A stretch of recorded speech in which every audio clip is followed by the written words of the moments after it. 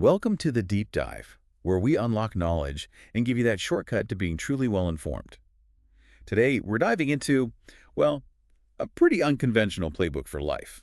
It's Chris Matthews' The Hardball Handbook, How to Win at Life. Yeah, it's definitely not your standard self-help stuff. Not at all. It's this really fascinating look at, counterintuitive but incredibly effective strategies. And they're gleaned directly from people who get ahead for a living, politicians. Which is the interesting angle, right? Exactly.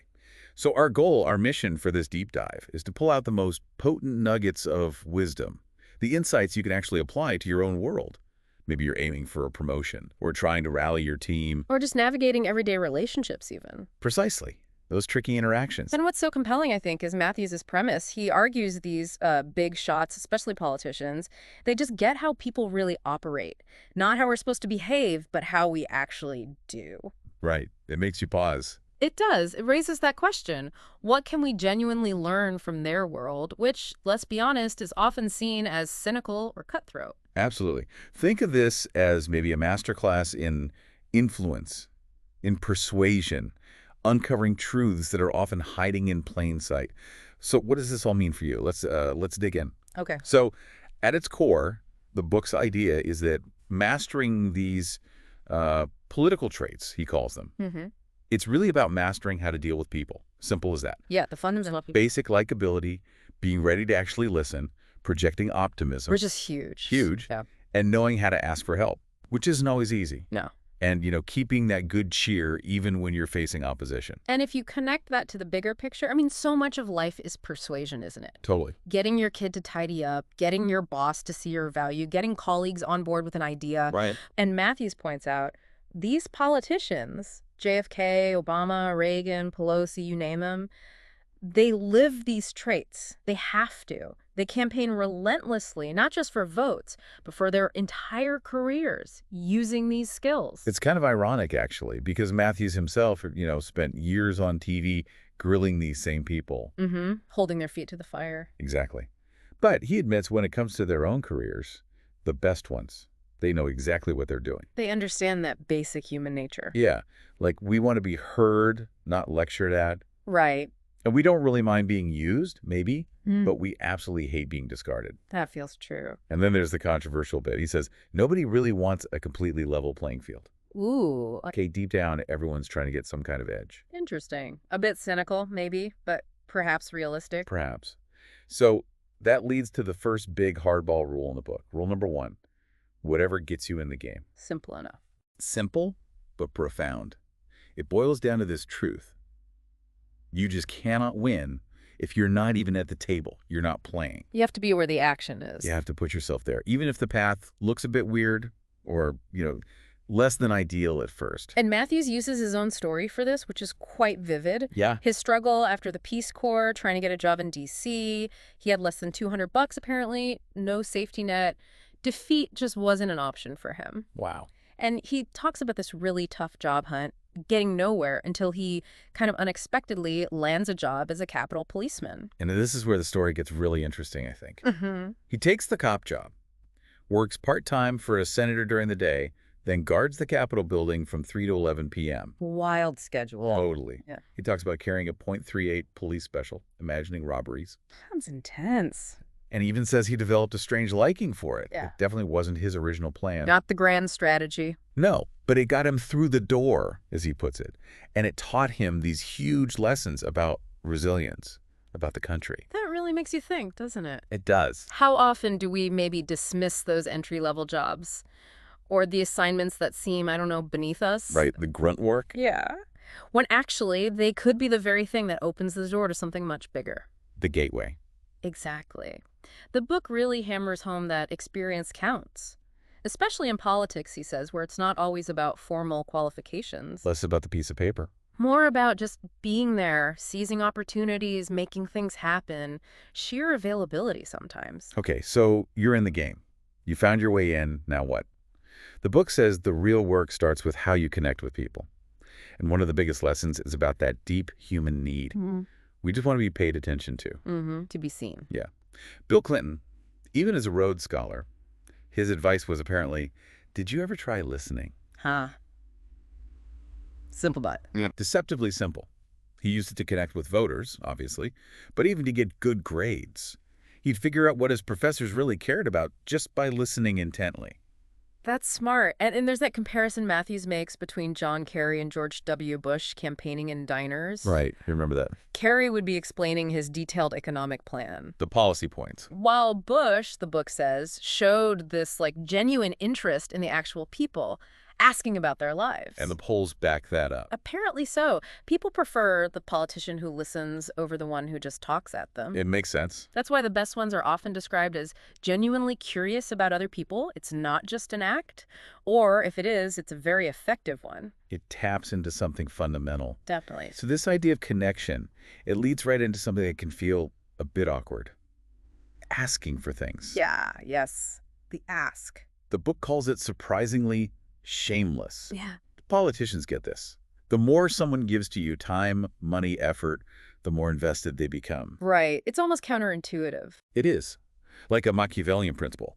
The giver actually becomes more invested than the person receiving the help. Okay, so how do the masters do it? Like the big fundraisers, McAuliffe, Gillespie. How do they convince people to, shell out? Well, they don't just ask for cash. They sell a vision. The bigger picture. Exactly. They show tangible progress or needs. Like, we need another $2 million to get our ads up on TV in Ohio. Make it specific, concrete. And they tap into that competitive spirit, that partisan drive. They're pitching to wealthy donors who, as the book puts it, want to see the game and, frankly, expect to be asked for big money. They want to be part of the action. They want to be players. Yeah. Makes sense. And beyond just asking, it's about fostering that deep sense of investment and, crucially, loyalty. Loyalty, big theme. Huge. The book says, think of anyone who hires you, promotes you, as a kind of stockholder in your success. They have a stake. Right. Their judgment is on the line, too. Exactly. Tip O'Neill's mantra comes up. Loyalty is everything in this business. Yeah. And he meant any business. And connecting this more broadly, it's about actively investing in people before you need them. Proactively. George H.W. Bush is the example here, famous for writing personal notes, showing up at funerals, The human touch. building those relationships with foreign leaders years before, say, the Persian Gulf War became critical. He knew that 90% of life is just showing up. Wow. 90%. That consistent effort builds this incredible network you can rely on when things get tough, people you can call in a crunch. Okay, so building networks is key. But let's face it, life, especially competitive fields, involves opposition. The book tackles this head on. Not everyone is going to like you. Understatement of the year sometimes. Right. It's just baked into any competitive system. You can't please everyone. No. Bill Clinton's story, again, he lost his first run for office, even lost the student election because people thought he was too slick. But he didn't quit. Nope. Got dumped as governor once, ran 5 more times after that, never lost again. That resilience. It speaks volumes, doesn't it? That grit. Politicians, the book suggests, kind of accept this reality, like that line from Godfather II. This is the business we've chosen. Exactly. They know they'll face automatic dislike, antipathy, just for being in the arena. Like Tip O'Neill again, just taking the broke-bats for being the opposition leader. It was part of the job description. And the book notes, envy and fear are just natural byproducts. When the prizes are limited and you're going for them, someone's going to resent your success or fear your ambition. So you accept that not everyone likes you. But how do you handle the active opposition, the attacks? Here's a really crucial lesson. Fire when ready. Which basically means don't react impulsively. Hold your fire. Easier said than done. Oh, absolutely. The book is littered with examples of careers damaged, sometimes fatally, by one ill-timed, angry remark. Right. George Allen's macaca moment comes to mind. Yep. Bob Dole's Democrat wars. Yeah. Dan Quayle comparing himself to JFK. Ouch. Split-second mistakes with huge flies out. Exactly. So what's the alternative? How do you respond in the heat of the moment? Well, the book suggests the old wisdom, count to 10. Or maybe even 100, like Thomas Jefferson supposedly did. Take a breath. Yeah. The professionals, Matthews says, they master the non-committal reply. Something like, I'm surprised to hear you say that. Buys you time. Exactly. Or, that's interesting. It gives away nothing, but you might learn something about your opponent's thinking. It's defensive judo. Matthews tells his own story here, too, that Miracle on 34th Street moment. With Zell Miller. Yeah, when Miller threatened him with a duel on live TV. I remember that. It was wild. Instead of blowing up, Matthews just grinned and invited him back on the show. Calculated risk. He knew it was, quote, $1 million in publicity. Mhm. And Reagan was the absolute master of this, right? His cheerful, there you go again to Carter. Completely dermed him, shook the sting right out. Exactly. So the higher level lesson is about embracing the contest. Maybe even respecting your rival just because they want the same thing you do. A grudging respect, perhaps. Maybe. And when that tough moment hits, grin. The book says it delights the crowd and drives your opponent nuts. That's a great image. It also talks about the attack from a defensive position, turning a potential negative into a positive. Like John McCain. Yeah, his famous line about being tied up during Woodstock when someone brought up his age or experience. Flipped it brilliantly. Or Ed Markey's ad, the bosses may tell me where to sit. No one tells me where to stand. It makes the attacker look like the bully. Makes the aggressor vulnerable. Clever. Okay, shifting gears to strategy and image. The book flat out says, nobody really wants a level playing field. Back to that controversial idea. Yep, the best competitors, they know how to work the difference. They find their unique edge and lean into it hard. Makes sense. Play to your strengths. Reagan's a prime example. He wasn't just a movie actor. He was a master of television. He connected with people right in their living rooms. A different kind of charisma. And the Democrats, Matthews argues, were totally blind to Reagan's true connection. They underestimated his specific advantage. So the question becomes, how do you figure out your own advantage? And then how do you leverage it effectively? The book gives examples. Tip O'Neill using his massive speaker's desk to project authority. The appearance of primacy. Visual cues. Rudy Giuliani, after 9/11, using that moment to convey leadership, his unique selling point then. Using the circumstances. It's about knowing and using the weapons we have, the tools unique to us or our situation. Right. Don't try to be someone else. Exactly. Now, another crucial tactical lesson, especially today. When in doubt, put it out. Get ahead of the story. Precisely. When something embarrassing happens, Dick Cheney's hunting accident, George W. Bush's old DUI resurfacing. Things that will come out eventually. Right. The shrewd move, the book says, is to get the story told quickly and ideally control the narrative by telling it yourself. Because the cost of trying to hide it, it's usually worse, isn't it? Almost always. Keeping a secret makes you vulnerable. It lets the story fester and then explode at the worst possible time, often blown way out of proportion. Drip, drip, drip, then boom. Yeah. So, hanging a lantern on your problem, as they say, or taking the hit yourself, like Bobby Kennedy advised, that's the winning play. I love that Nora Ephron quote the book uses. Oh, it's brilliant. When you slip on a banana, people laugh at you. But when you tell people you slipped on a banana peel, it's your laugh. Gives you back control. Ownership. Totally. And this leads right into another absolute must. Defend your reputation. Yeah. Fiercely. You only get one. You have to fight for it, tooth and nail. The Clintons learned this the hard way, watching Michael Dukakis get destroyed by a tax he didn't answer. Right, the Willie Horton ad, the tank ride. So they created the famous war room. Their whole strategy was respond fast even before the attack fully lands, if possible. Proactive defense. Why is this so critical? Why does just ignoring attacks not work? Because, the book argues, negative attacks work, especially if people don't know you well. We're kind of wired to be receptive to negative information, unfortunately. People are often ready to believe the worst. Sadly, yes. So you have to arm your friends, your allies, with the information, the ammo they need to defend you. And do it fast. Control the narrative. Counter the negativity. You got it. And finally, under strategy, there's the simple but powerful idea of association. Keep good company. Who you surround yourself with matters a lot. Your friends, your bosses. They're like neon lights, the book says, pointing the way to you. Fair or not, they signal who you are. Perceptions get formed quickly. Yeah. Joe Biden's early Senate campaign used photos of him with established senators to make him instantly seem credible, like he already belonged. Borrowed credibility. Smart. That's why it's so critical to pick your friends and bosses carefully.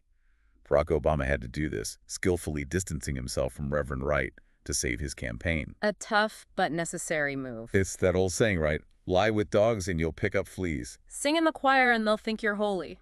Your associations define you in the public eye. Okay, so we've covered getting in, building relationships, handling adversity, crafting strategy. What's the engine driving all this? Ambition, or as Matthews calls it, the bug. Huh, like an infection. He describes it as this chronic condition. It makes politicians constantly crave higher and higher office, always looking to the next thing. That relentless drive, how do you cultivate that? Or is it just something you have? And maybe a bit of both. The book gives examples that show incredible persistence. Bob Casey ran for governor for 20 years, 20 years. Wow. endured loss after loss, then finally won in a landslide. Winston Churchill, too, lost tons of elections, even right after winning World War II. Incredible, just undaunted. Completely. It seems to be about that internal drive, that focus. It's also about aiming high, the book says, drawing inspiration from heroes. Role models. JFK looked to Churchill. Reagan admired FDR. They learned from the greats how to connect, how to lead. Matthews mentions Churchill as his own constant role model, especially his willingness to stand alone. Having someone to look up to learn from. Yeah. And finally, connecting this all together, it's about finding your reason for being in public life, your purpose. Beyond just winning the next election. Exactly. Yeah. Al Gore is the example used.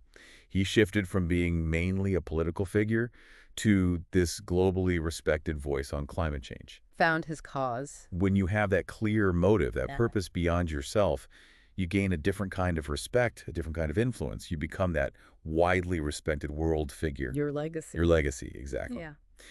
So, wrapping this all up, what's the big takeaway from this deep dive into the Hardball Handbook? Well, it seems clear that these strategies honed in the, let's say, intense world of politics, they're not just for politics. No, they're surprisingly universal, aren't they? Absolutely. They apply to work, to relationships, to pretty much any area where you need to persuade or influence or just get along with people. From really learning how to listen to knowing how to handle opposition strategically, these are just truths about how humans interact. We talked about the need to just get in the game, right? Except maybe a less than perfect start. And that relentless ambition even when you face setbacks. And just how vital relationships are. Loyalty, defending your reputation, all those pieces. It makes you think about Thomas Jefferson counting to 10. Or Reagan's grin. Yeah, that cheerful deflection, understanding that rivalry is normal, competition is normal, and sometimes that calm, even cheerful response is the strongest one. And ultimately, I think it underscores that just knowing this stuff isn't enough. Like it's about applying it. Knowledge is powerful when you understand it and then actually use it. And there's always more to learn about people, about ourselves. Definitely. So, as we finish this deep dive, here's maybe a final thought to chew on. If you took just one of these hardball lessons, maybe listening more intently, maybe asking for help more directly, maybe counting to 10 before reacting. Just one thing. Just one. And you consciously applied it to your next challenge, personal or professional. How might things turn out differently? What edge might you find? What strategic advantage might you uncover just by looking at the situation through this slightly different, maybe more political lens? Something to think about.